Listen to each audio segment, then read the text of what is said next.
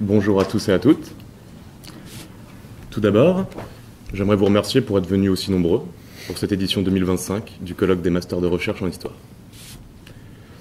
Alors, on va essayer d'être bref, on va essayer d'être précis aussi, et on va utiliser ces quelques minutes liminaires pour vous introduire à la forme et à la démarche de ce colloque, pour vous présenter succinctement son organisation et les 5 thématiques qui sont les nôtres, et dont vous pouvez déjà consulter le contenu grâce aux flyers situés à l'entrée, à ma gauche.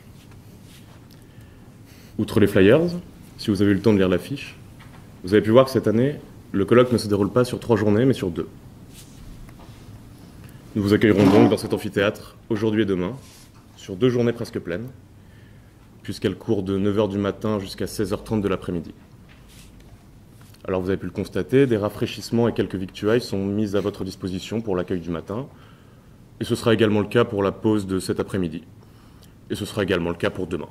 Donc si vous aviez prévu de ne pas assister à l'ensemble du colloque, n'hésitez pas à agencer votre emploi du temps de la façon la plus stratégique possible. Le déroulement est le suivant.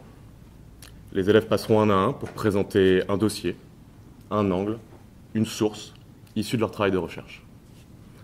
Pour une présentation de 20 minutes très précisément, et je le rappelle également pour les intervenants. À la fin de chaque présentation, nous réserverons 10 minutes de discussion, au cours de laquelle je vous invite vivement à vous exprimer. Les questions stupides n'existent pas, et ce moment, cette séquence est vraiment pensée comme un moment de discussion. Alors maintenant, pour entrer plus en avant dans la présentation du contenu proprement scientifique, dans la démarche heuristique d'un tel colloque, mais on doit bien avouer qu'on ne savait pas vraiment comment introduire. On a hésité.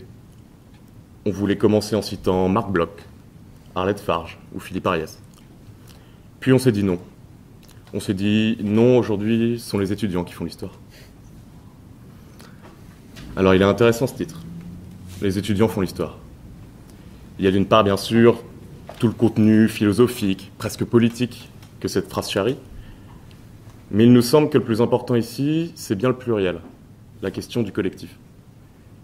Parce que finalement, si un colloque désigne la mise en place d'exposés et de discussions par plusieurs personnes sur des questions à la fois théoriques et scientifiques, eh bien, est-ce que le colloque étudiant ne constitue pas sa forme la plus aboutie? Du moins, celle qui porte le mieux ses perspectives collectives. Précisément parce qu'ici, les travaux sont éclectiques. Il est impossible de les réunir sous la même bannière historiographique, ni même périodique. Le travail individuel précède de loin le thème collectif, et c'est bien là peut-être que réside la richesse d'une telle formule. Puisqu'on pourrait craindre que la mise en commun de sujets aussi éclectiques n'aboutisse au final que sur une mosaïque sans véritable fond, sans direction commune. Bien, c'est finalement tout le contraire. Une fois les différents thèmes réunis, penser les uns envers les autres, une fois que l'on tisse des fils cohérents entre ces différents travaux, je crois vraiment qu'il en résulte une séquence qui recoupe toute la pluralité que soulève cette thématique. En fait, en évitant la reductio ad unum des méthodes et des périodes, on s'offre d'explorer une idée par le chemin d'une histoire totale.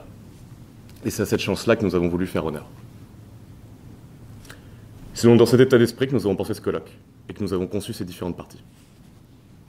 Je vais bien entendu terminer pour vous présenter le thème 1, puisque c'est par lui que nous allons commencer.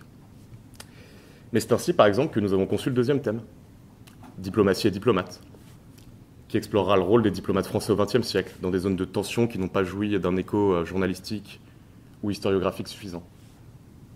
Mais il s'intéressera parallèlement à des questions, à des sujets qui mettent moins au centre de leur réflexion les enjeux inhérents à un État souverain, en pointant du doigt les aspérités ethnoculturelles qui régissent les rapports entre les peuples, que ce soit par l'analyse d'une rencontre sportive agitant des identités infranationales, ou en questionnant les nouvelles pratiques de la diplomatie, produites par la rencontre avec les Amérindiens. C'est aussi ainsi que nous avons conçu le troisième thème, la guerre en transformation. On a pris le terme de la transformation dans son sens le plus étendu. On parle des transformations sociales de la guerre, en interrogeant la recomposition des liens de fidélité dans le Djebel Druze. Mais on parle aussi de ces transformations techniques, avec les exemples de la guerre du Rif et les affres de la guerre maritime. On parle enfin de la transformation de la guerre comme perspective théologico-politique. comment la guerre au Moyen-Âge peut-elle transformer la vision de l'ordre du monde.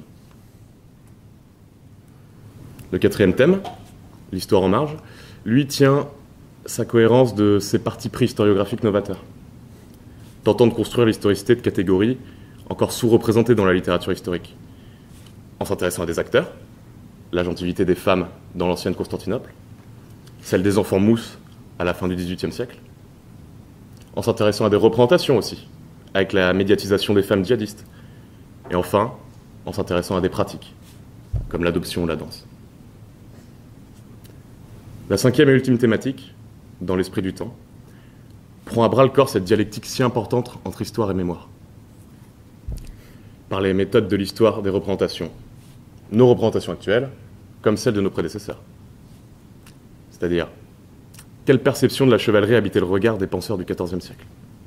Quel motif conditionne notre représentation actuelle de l'ordre du Temple? Quelle place occupait la défaite dans la mémoire des Grecs anciens? Ce sont toutes ces questions qui ont agité notre préparation.